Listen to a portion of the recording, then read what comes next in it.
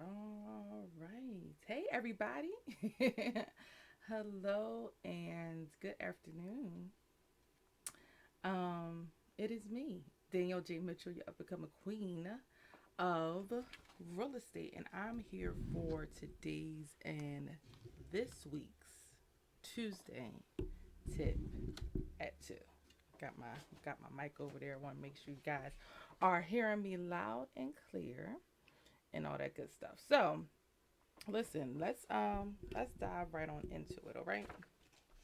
Today, I'm talking about home seller facts.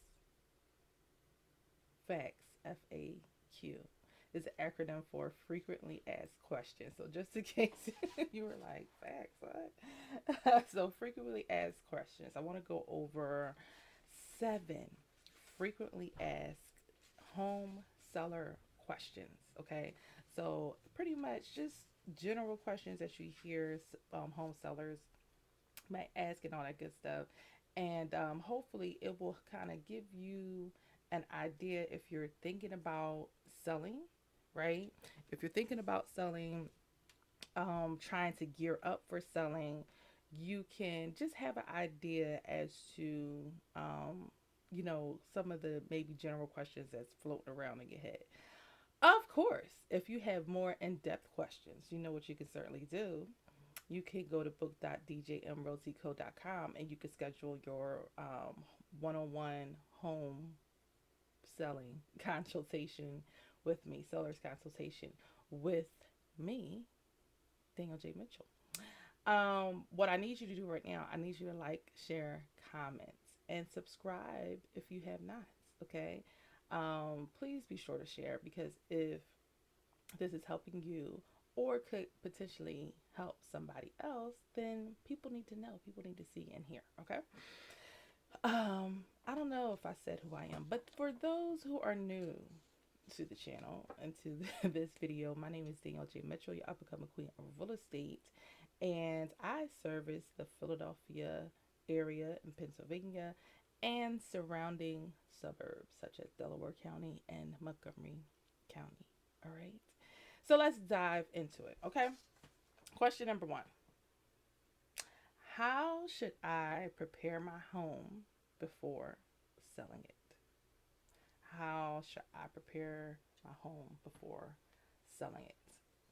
This is a great question. And again, a frequently, I can't say that word, asked question.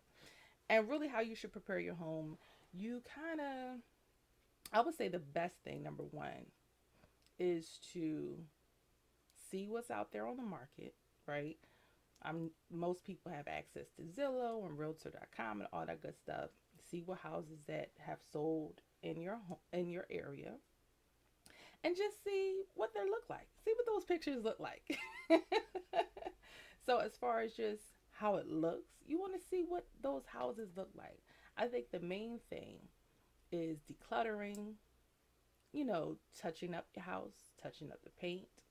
Not necessarily changing the paint color, but if you have leftover paint, touching up maybe some imperfections, some scuff marks, that kind of thing. Decluttering, if there's clutter, making sure you clean up. Depersonalizing, so you want to start taking down, just some of those things that if you are a cherry lover and everything in your house is a cherry, you might want to just, start taking some of those cherries down, right?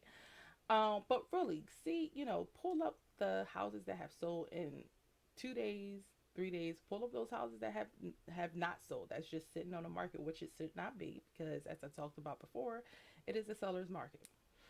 So just look and see what the pictures are looking like, making sure that they're decent pictures, that they're not, Polaroid shot looking pictures, that property is nice, right?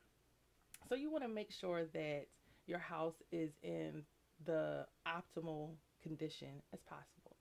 Does that mean, have contractors come in and do a complete overhaul of your house? No, right? Spend a whole bunch of money? No. There are some small things that you can do that can help to make your house look and feel more appealing, right? And really, a lot of time, I've seen not updated homes um, that were meticulously cared for and cleaned that sold very well, right? Not updated home, old, kitchen, but it was so clean and I don't know if it was well taken care of, but it was certainly so clean. The floors were shining, the old cabinetry looked beautiful, well maintained and cared for. And that can make a huge difference even if your house is not the most updated. Of course, making sure things are working. Your HVAC is up to date, making sure, plumbing, any leaks, those kind of things. Making sure just everything is, any holes, you want to patch those things up on the walls, on your curb, in the concrete, electrical system, no problems there. So you want to do, those kind of things just to make sure it's in good shape and good condition. Should I order? This is question number two, and it kind of goes off, is a good segue from the first question. Should I order a home inspection? Ordering a home inspection, is kind of like getting a pre-sale home inspected. It's not a terrible idea, right? If you have five, well, I would say nowadays $600 to $700, 800 depending on where you go, um, to spend on that expense, I think it's worth it. You don't have to feel like you're getting sideswiped or something like that when inspections do come up. Maybe some things might come up on an inspection that you had no idea about, right? That you lived in the house and everything was fine, but maybe a couple things come up on there that's like, maybe a bit more serious than you thought or you didn't even have an idea about. So just to, have an idea what's going on with the house, what potentially you might have to repair or pay, or you might get the home inspection by, I'm not doing any of this. It's going to be an as is sale, right? It may give you the incentive to say, no, I don't want to do any of this. I'm going to just make it an as is sale, right?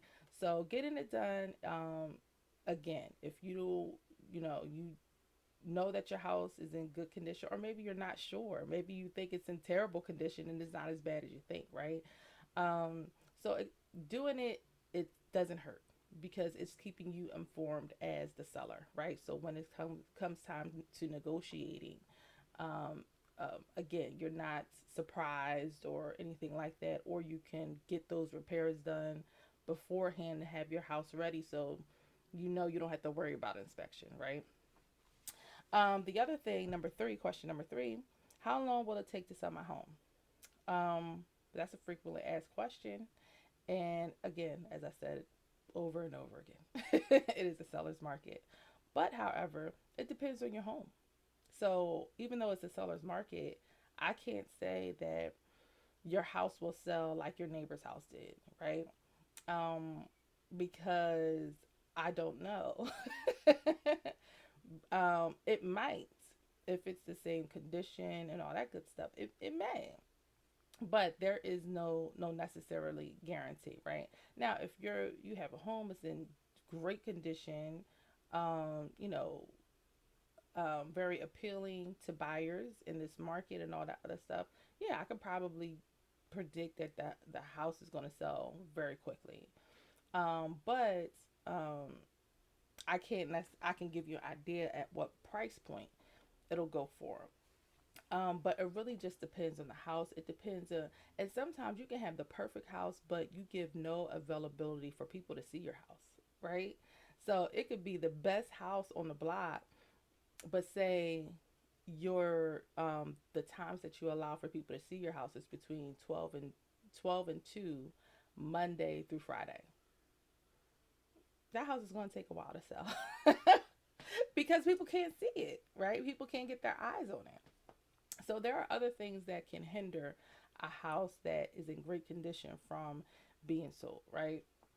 So the hope is that if everything is all in alignment and going well, the house is a great, good looking. It's priced right, because you can have a great looking house that if it's priced too high, then it's going to take longer. If you're like, yeah, my neighbor got the house for, or somebody put an offer for my neighbor's house for $60,000 over asking, so I'm going to put my house up for sale, $60,000 over asking. I wouldn't recommend that. I would price it to sell. I mean, unless that the appraised value came in at that. It doesn't matter how much somebody put an offer in for. Did it appraise for that? Did it sell for that? Was that the final sell price? Is the question. And if it's not, the best bet is to sell it for market value, list it for market value, and then you allow the buyers to do the bidding, right? Rather than coming in high, right? So it really just depends. Like I said, if everything's in good condition, you allow people to see the property, you price it right, then in this market, certainly it can sell very fast, right? But but yeah, so that's all I'll say about that. Number 4, what is the selling price of my home?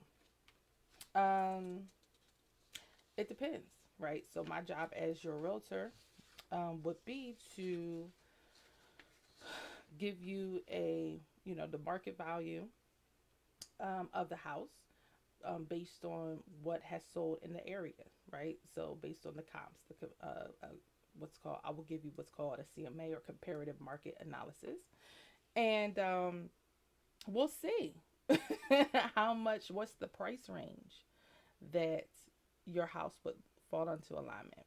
The condition of your home makes the difference, right?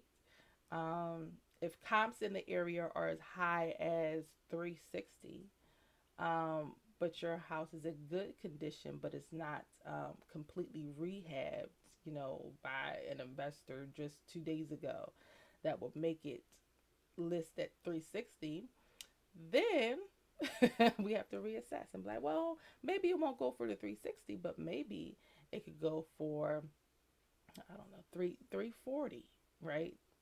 Maybe you can go for 340, or maybe you can go for 330, right? So really, my job as your real estate agent would just to be as your realtor, would just to be to give you that range. Based on what has sold in the area, you could probably list it anywhere between this and this.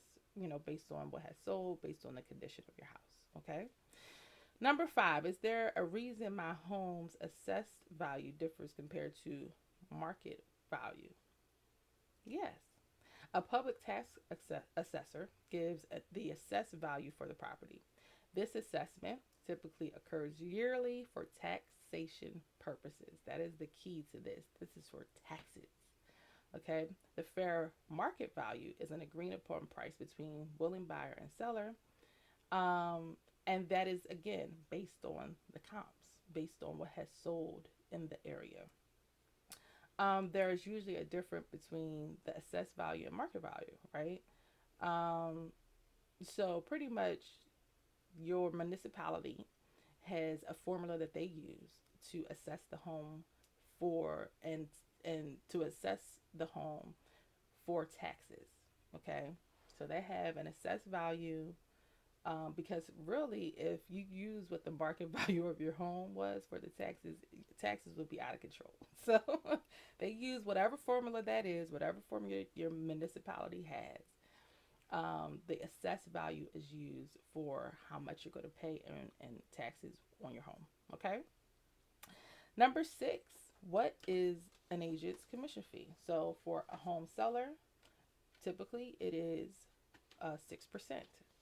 Okay, 6% is the traditional average amount. Nowadays, with virtual brokerages and all this kind of stuff, they'll charge you not $5, but $5,000 flat rate fees. Um, they'll 1% listing fees, all that these kind of things to stay competitive and things of that nature. But sometimes they lack in service, so it's not always ideal.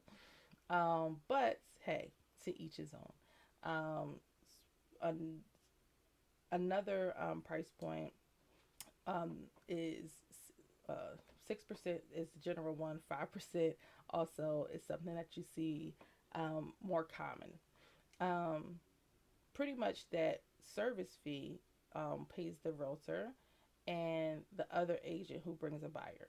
Okay, so that will be 6% split between me, as your realtor, and the other agent who brings a buyer. Okay.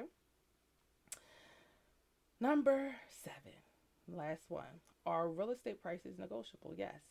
So that's why you have ranges of 5 to 6% commission fees. Some people work out other different fees.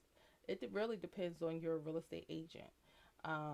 So it depends on your realtor, what their rate is, what their bottom line is, in order for you to negotiate. I know a lot of realtors, including myself, who would negotiate on it, especially if they know, for example, I'm listing your house as well as you're going to be buying a house, right? So it's like, all right, well, since I'm working kind of both sides of that, both sides of the deal, I'll lower it. Or maybe I'm listing your house, but you want your daughter or your son to buy the house, and I'm handling their side of the transaction. So in those cases, you can negotiate and kind of lower that commission, because I know I'm not just doing one deal with the person. I'm doing multiple. Okay. So that is all for today's and this week's Tuesday Tip or Two. We learned the 7 home seller facts, frequently asked questions. And I hope that helped you. Listen, you know what to do. Like I said at the top of this, I need you to make sure that you send this to somebody. It could be helpful too. Okay, if you have heard of a friend or family member who are considering selling their home, listen, send this over to them. Give them the information that they need. All right. So that is all for today's and this week's Tuesday Tip or Two. Thank you guys for joining me. And listen, I hope to see you guys next week for another episode. Wait, what episode is this? I think I'm on, I don't know. But we're coming up on 200. That's what I do know. So I'm excited about that. So remember, there's no place like home. There's no place like home buying. There's no place like home selling.